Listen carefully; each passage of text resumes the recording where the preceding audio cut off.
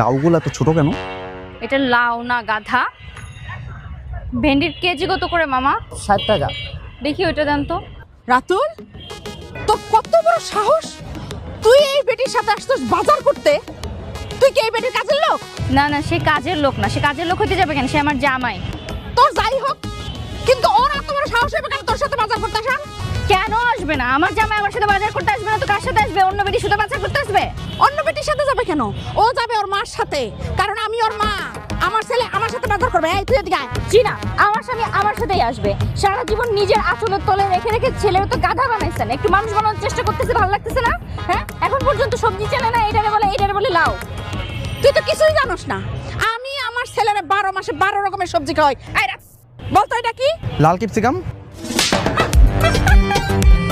এইটা এইটা নাকি লাল ক্যাপসিকাম।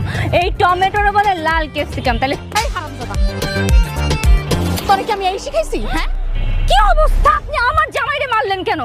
ও যেমন হোক, গাধা হোক ভালো হোক, আমার জামাই। আপনি কোন সাহসে ওর গায়ে হাত দেবেন? আপনার নামে কিন্তু আমি দুইটা মামলা করব। অ্যাটেম্পট টু মার্ডার আর মানহানির মামলা। আমার মা কিছু করো না। তোর যত খুশি তুই তত মামলা দে, আমার কিছু যায় আসে না। রাতুল, তুই এদিকে আমার সাথে বাজার করতে যাবি। রাতুল, ও আমার সাথে বাজার করতে আসছে, ও আমার সাথে বাজার করবে। রাতুল, সাহসটা বেশি হয়ে যেতেছে না? হ্যাঁ, বেশি হয়ে গেছে। সারো, তোমাকে আর কাউরে লাগবো না। আমি একা একা বাজার করতে পারি, তোমরা যাও, আমি বাজার করতেছি। কি রে, আমার সাথে বাজার করতে এসে আমার এই অপমান তাও মার জন্য? হ্যাঁ, শখ করে বাজার করতে আসছিলাম, তোর বলে তুই কর।